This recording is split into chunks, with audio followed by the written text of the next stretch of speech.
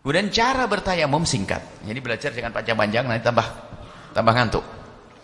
Cara bertayamum sederhana. Anda ambil debu. Tapi debu Anda sendiri, jangan nyolong di rumahnya orang. Kalau harus ke rumahnya orang ada debu bersih, minta. Pak, minta 1 sendok debu. Baik. Maka setelah Anda ada debu, maka caranya yang pertama adalah niat bertayamum. Niat tayamum, nawaitu tayamum alistibahatis sholati. Aku niat tayamum agar diizinkan, dibolehkan untuk sholat. Maksudnya niat tayamum untuk sholat, gitu saja sudah beres. Bahasa Jawa juga boleh. Tayamum untuk sholat. Biarpun tujuannya adalah, mohon maaf, untuk melayani suami, boleh niatnya untuk tayamum sholat. Misalnya, habis haid, kan tidak boleh digauli suami kecuali mandi besar. Tapi si perempuan yang suka menggigil tadi, gimana melayani suami? Nggak boleh langsung melayani suami sebelum mandi. Lalu bagaimana? Saya suka ngebegil. Ya sudah, jangan habis haid mau melayani suami, bersuci dulu. Cara bersuci dari haid bagaimana tadi? Tayamum. Selesai, paham? Tayamum menggantikan mandi itu. Habis tayamum, kok tiba-tiba besok ada hujan deras, nggak wajib mandi lagi. Sudah cukup tayamum yang menggantikan mandi. Jelas? Nggak usah ragu dalam hal ini. Jadi habis haid, kok tidak ada debu atau gemikil, misalnya di malam hari ngegil mau sholat subuh atau sholat isya, jangan sampai tidak sholat, naudzubillah. Dari tayamum. Nah, niatnya biarpun untuk niat tayamum sudah ada 3 tingkatan. Niat untuk melayani suami, niat untuk memegang Al-Quran, niat untuk membaca Al-Quran bagi yang haid, dan niat untuk sholat. Tapi paling tinggi niatnya sholat. Kalau Anda niat untuk sholat, boleh dipakai yang lainnya. Tapi kalau niat, aku tayamum untuk melayani suamiku, maka hanya boleh melayani suami, sholat nggak boleh. Misalnya apa? Aku niat tayamum melayani suamiku, tak tahunya apa? Ditoleh, suaminya sudah pergi.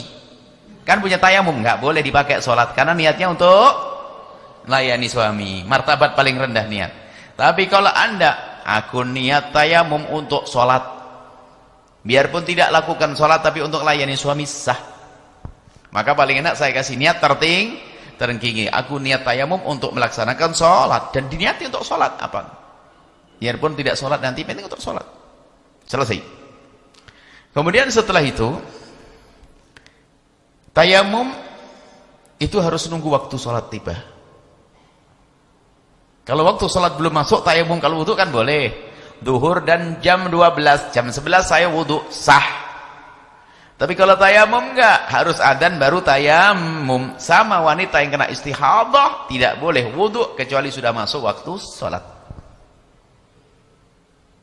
Baik, pertama niat tayamum. Aku niat tayamum listibahati sholati, untuk diizinkan sholat. 1. Niat.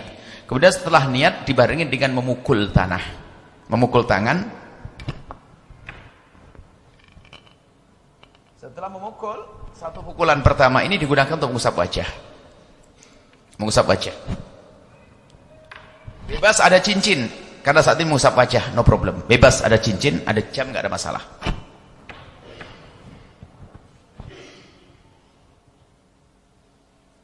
Nggak usah langsung kayak masukin, nggak usah. Baik, pukulan yang kedua, begini. Kemudian kita usap tangan, nggak sah, karena ada cincin. Kalau pukulan yang kedua, dilepas cincinnya, dilepas jamnya. Kenapa?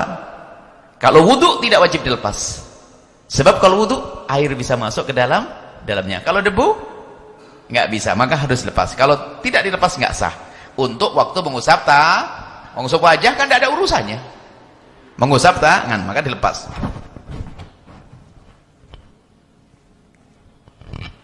Ini.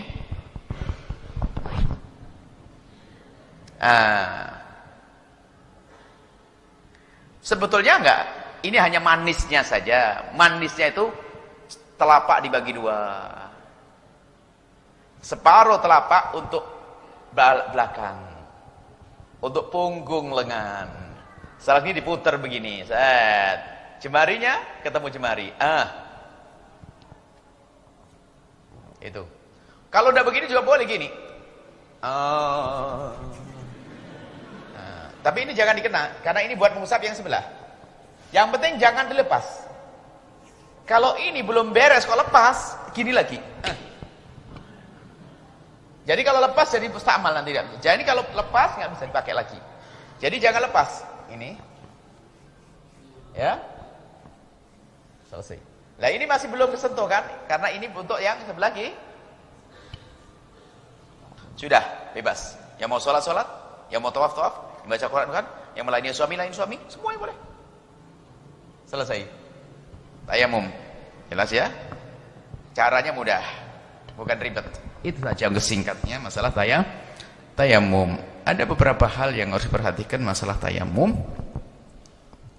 Tayamum sekali untuk sholat fardu sekali. Jadi kalau Anda jamak takdim atau jamak takhir, habis sholat duhur, kemudian sholat asar, tayamum lagi. Tapi kalau sholat sunat, boleh.